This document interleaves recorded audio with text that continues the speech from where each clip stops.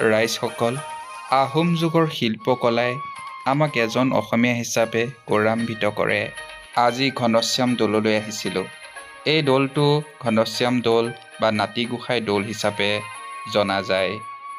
এই দৌলটো ১৮ শতিকাৰ আৰম্ভণিতে স্বৰ্গদেউ ৰাজেশ্বৰ সিংহই নিৰ্মাণ কৰিছিলে বুলি কোৱা হয়।